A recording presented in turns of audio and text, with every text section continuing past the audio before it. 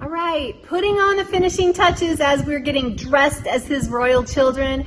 We're going to wrap this up in Colossians 3, verse 15, 16, and 17. And he says, let the peace of God rule your heart.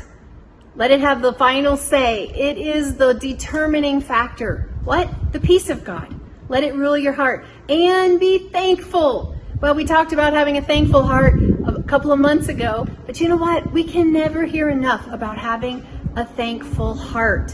So here's the practical how-to verse. So how do I do all of this? How do I put on this dress? How do I have the peace of God? How do I always keep love? Verse 16, let the word of Christ dwell in you richly, teaching and admonishing in all wisdom one another. Okay? In what? Psalms, hymns, spiritual songs, singing with grace in your heart to the Lord.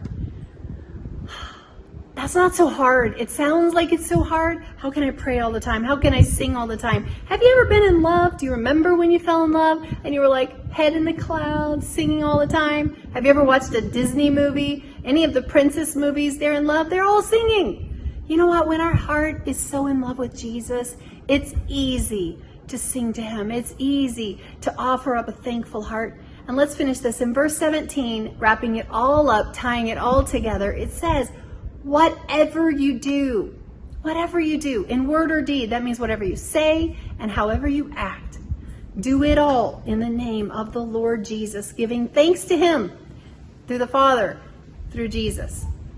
You know what? All of these things, this is the full package.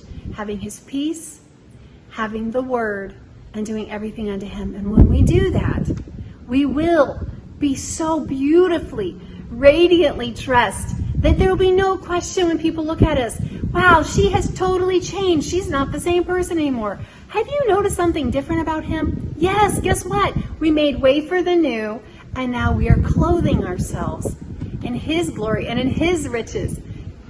There's nothing like our Jesus, and there's nothing like being his son or his daughter. So going the second mile, put to death. Don't give any more power to that old way of living. All those lists of things, don't let that be a part of who you are anymore. And clothe yourself with all the beauty of who Jesus is, his nature, his character. Be like him.